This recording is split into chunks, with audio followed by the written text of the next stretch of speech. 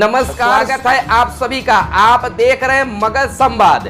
मैं हूं आपके साथ सुनील बॉबी। हम आपको बिहार के हर खबरों से कराएंगे रूबरू।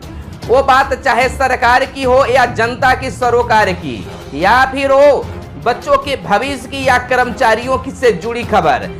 आज आपको बताएंगे फटाफट अंदाज में बिहार की हर खबर आपको बताएंगे। सबसे पहले शुरुआत करते हैं बिहार की ताजा व बड़ी खबरों के साथ।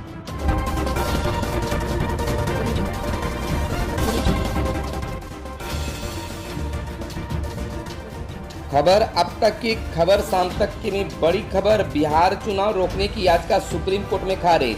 मामले में हस्तक्षेप करने से अदालत ने किया इनकार। बिहार विधानसभा चुनाव को टालने वाली याचिका को सुप्रीम कोर्ट ने खारिज कर दिया है। कोर्ट ने इस मामले में किसी भी तरह के हस्तक्षेप से मना कर दिया है। मामले की सुनवाई के दौरान कोर्ट ने कहा कि इसके लिए चुनाव आयोग के पास जाएं। अभी चुनाव संबंधी कोई अधिसूचना नहीं जारी हुई है, ऐसे में हम कोई हस्तक्षेप नहीं कर सकते। सुप्रीम कोर्ट ने कहा कि कोरोना के चलते चुनाव को नहीं टाला जा सकता है। कोर्ट ने दायर याचिका के इरादे पर भी सवाल उठाए। कोर्ट ने इस याचिका के इरादे को गलत बताया, वहीं चुनाव को भी नहीं टालने की भी बात की। बताते चले कि याचिकाकर्ता अविनाश कुमार ठाकुर ने कोरोना काल के दौरान बिहार में विधानसभा चुनाव नहीं कराने की याचिका सुप्रीम कोर्ट में दायर की थी, लेकिन कोर्ट ने इसे अब चुनाव आयोग के पाले में दे दिया है। वहीं चुनाव आयोग काफी तेज गति से बिहार चुनाव की तैयारी में लगी हुई है। राजद सुप्रीमो लालू प्रसाद की जमानत याचिका पर झारखंड हाई कोर्ट में सुनवाई टली। राजद सुप्रीमो लालू प्रसाद की जमानत याचिका पर झारखंड हाई कोर्ट में 11 सितंबर के लिए सुनवाई टाल दी गई है। यह जस्टिस अपरेश सिंह की अदालत में याचिका सुनवाई के लिए सूचीबद्ध थी। चारा घोटाले के चाईबासा कोषागार में अवैध निकासी से जुड़े मामले में जमानत देने का आग्रह लालू प्रसाद ने किया। याचिका में कहा गया है कि इस मामले में उन्होंने आधी सजा काट ली है। वह diabetes, high blood pressure, heart की बीमारी, chronic kidney disease, fatty liver, perineal infection, hyperuricemia, kidney stone, fatty hepatitis, prostate जैसी बीमारियों से जूझ रहे हैं। इस वजह से उन्हें बिरसा मुंडा केंद्रीय कारा कोटवार में न रखकर रिम्स में भर्ती कराया गया है। आधी सजा काट लेने और बीमार रहने के कारण उन्हें जमानत मिलनी चाहिए। जमानत याचिका में लालू प्रसाद ने सुप्रीम कोर्ट के उस आदेश का हवाला दिया है जिसमें कहा गया कि आधी सजा काटने के बाद जमानत दी जा सकती है। 1 सितंबर से स्कूल, कॉलेज और मेट्रो सेवाएं होने जा रही हैं शुरू। कोरोना संक्रमण के बीच लॉकडाउन के बाद से देश में इस समय अनलॉक के तीसरे चरण में है और संक्रमण को फैलने से रोकने के लिए अभी भी कई तरह के प्रतिबंध लागू हैं। देश में कोरोना संक्रमण के बढ़ते संक्रमण के बीच अनलॉक 4 की चर्चा लोगों की जुबान पर है। इसको लेकर गृह मंत्रालय की तैयारियां भी जोरों पर है। अनलॉक 4 को लेकर जल्द ही नई गाइडलाइन जारी होगी। अनलॉक के चौथे चरण में सबसे ज्यादा लोग इस बात की उम्मीद कर रहे हैं कि क्या अब सरकार 1 सितंबर से स्कूल और मेट्रो को दोबारा खोलेगी। मीडिया रिपोर्ट के अनुसार बुधवार को कर्नाटक के उप मुख्यमंत्री और उच्च शिक्षा मंत्री सीएन ने ऐलान किया कि राज्य में आगामी 1 अक्टूबर से सभी कॉलेज दोबारा से शुरू होंगे।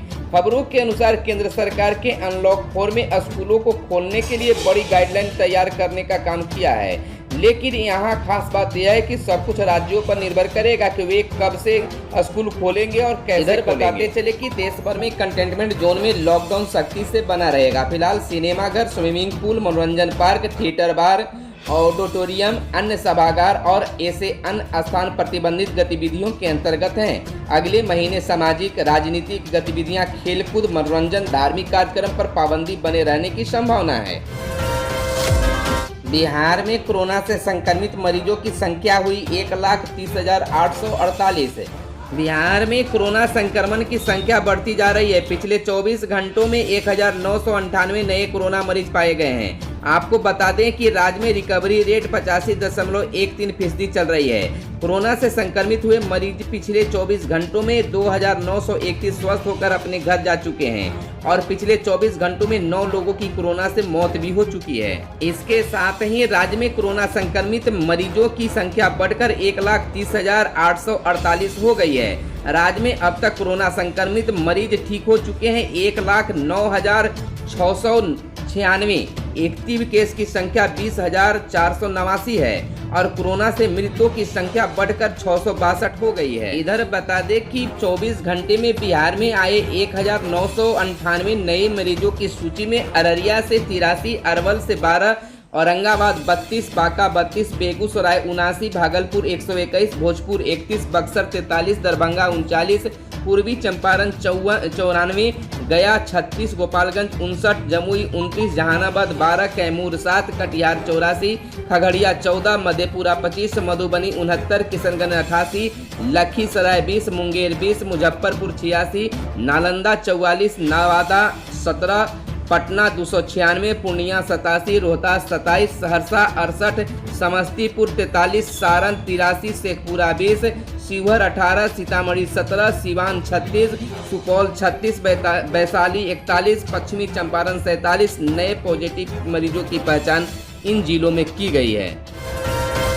सुशांत सिंह राजपूत मामले में रिया चक्रवर्ती से सीबीआई ने की पूछताछ। बॉलीवुड एक्टर सुशांत सिंह राजपूत की मौत के मामले में एक्ट्रेस रिया चक्रवर्ती से सीबीआई शुक्रवार को पूछताछ कर रही है। सुशांत मामले में सीबीआई को मुंबई में जांच करते हुए 7 दिन पूरे हो चुके हैं और आज 8वां दिन है। जांच एजेंसी ने अभी तक सुशांत से जुड़े कई अहम लोगों से पूछताछ कर चुकी है। हालांकि जांच एजेंसी द्वारा रिया से पूरे मामले में पहली बार पूछताछ हो रही है। सूत्रों के अनुसार रिया चक्रवर्ती से सीबीआई ने मामले से जुड़े 10 सवाल पूछे हैं। वहीं सुशांत के फैंस लगातार रिया की गिरफ्तारी को लेकर भी जांच एजेंसी पर दबाव बना रहे हैं। बिहार विधानसभा चुनाव 150 सीटों पर लड़ेगी पप्पू यादव की पार्टी। 80% युवाओं को और 30% महिलाओं को देगी टिकट। जन अधिकार पार्टी आगामी बिहार विधानसभा चुनाव में 150 सीटों पर अकेले चुनाव लड़ेगी और बाकी सीटों पर सामान्य विचारधारा वाले पार्टियों के साथ गठबंधन कर चुनाव लड़ेगी। इसकी घोषणा पार्टी के राष्ट्रीय अध्यक्ष पप्पू यादव ने एक प्रेस कॉन्फ्रेंस के दौरान की। पप्पू यादव ने कहा कि बिहार के हालात पर टीवी चैनलों द्वारा किए गए सर्वे के अनुसार जन अधिकार पार्टी बिहार की जनता की पहली पसंद है। इसके बाद पार्टी की कोर कमेटी की बैठक हुई जिसमें यह निर्णय लिया गया है कि पार्टी 150 सीटों पर चुनाव लड़ेगी। जाप अध्यक्ष ने कहा है कि हम पटना के सभी सीटों पर चुनाव लड़ेंगे। पटना के दोनों सांसद, अधिकतर विधायक, शहरी विकास मंत्री और मेयर बीजेपी के हैं, लेकिन फिर भी पटना देश का सबसे गंदा शहर है। हम सत्ता में आए तो 3 साल के अंदर पटना को एशिया का सबसे स्वच्छ शहर बनाएंगे। 40 विधानसभा क्षेत्रों में हमारी बूथ लेवल कमेटी तैयार हो गई है और अगले 2 हफ्तों में 60 और विधानसभा क्षेत्रों में बूथ लेवल कमेटी तैयार हो जाएगी। सितंबर के अंतिम सप्ताह में उम्मीदवारों की घोषणा की जाएगी।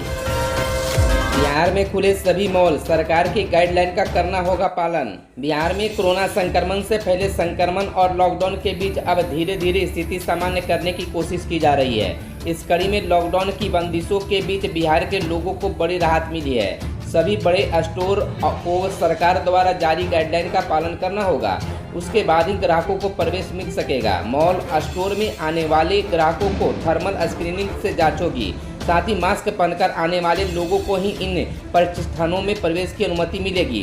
पटना के डीएम कुमार रवि ने बताया कि शहर के बड़े स्टोर को खोलने की अनुमति दी गई है, लेकिन सोशल डिस्टेंसिंग के अनुपालन के साथ स्टोर में काम करने वाले सभी स्टाफ और संचालक को अनिवार्य रूप से मास्क पहनना होगा। साथ ही सोशल डिस्टेंसिंग का पालन करना होगा। दो हाथ दिखाने को कांग्रेस ने कसी कमर, किया शंखनाद। बिहार में विधानसभा चुनाव की उल्टी गिनती शुरू हो गई है। अगले माह किसी भी दिन चुनाव आयोग इसकी अधिसूचना जारी कर देगा। इसी बीच राजनीतिक दलों की गतिविधियां भी तेज है। इसी कड़ी में चुनाव में भरियाने को कांग्रेस ने भी आज शंखनाद कर दिया है। बताया जाता है कि दो हाथ दिखाने को कांग्रेस ने कमर कस ली है। शक्ति प्रदर्शन का ऐलान शुक्रवार को बिहार चुनाव प्रभारी अजय कपूर ने कर दिया। उन्होंने मीडिया से बात करते हुए कहा है कि कांग्रेस 1 से 21 सितंबर तक में 100 विजुअल रैलियां करेगी।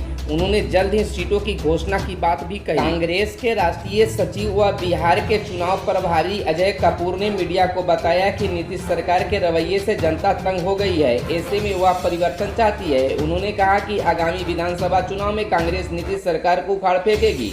जनता ने भी बदलाव का मन बना लिया है। सीएम नीतीश कुमार ने बिहार के जनता को दी एक बार फिर सौगात। सीएम नीतीश कुमार ने 814 करोड़ की विकास योजनाओं का किया शिलान्यास व उद्घाटन। नल जल और नली गली से 2 लाख परिवारों को मिलेगा लाभ। में इन दिनों लगातार उद्घाटन व शिलान्यास कार्यक्रम का सिलसिला जारी है। इसी कड़ी में शुक्रवार को मुख्यमंत्री नीतीश कुमार ने वीडियो कॉन्फ्रेंसिंग के माध्यम से नल जल और नली गली योजनाओं का उद्घाटन व शिलान्यास किया। 814 करोड़ से ज्यादा की योजनाओं का उन्होंने सौगात दी। ये योजनाएं 2525 वार्ड में कार्यान्वित होंगी। मौके पर मुख्यमंत्री ने पीएचडी विभाग के कार्यों की खूब प्रशंसा की।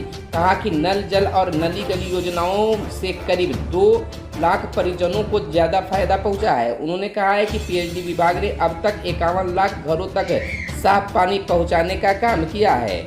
आर्सेनिक मुक्त पानी सभी को उपलब्ध कराया जाए, इस दिशा में सरकार काम कर रही है। सीएम नीतीश कुमार ने सरकार के कार्यों को गिनाते हुए कहा कि हर घर तक पक्की नाली गली योजना, हर घर शौचालय का निर्माण, महिलाओं की मांग पर बिहार में शराबबंदी समेत कई कार्य किए हैं। पंचायतों का अधिकार दिया गया। लोगों से घर में बने शौचालय का उपयोग करने की अपील करते हुए सीएम ने कहा कि कुछ लोग अभी भी खुले में शौच करना ज़्यादा मुनासिब समझते हैं, लेकिन उन्हें मालूम होना चाहिए कि ऐसा करना पर्यावरण के अनुकूल नहीं है। खबरों में आज बस इतना ही। धन्यवाद। जय हिंद, जय भारत, वंदे मातरम।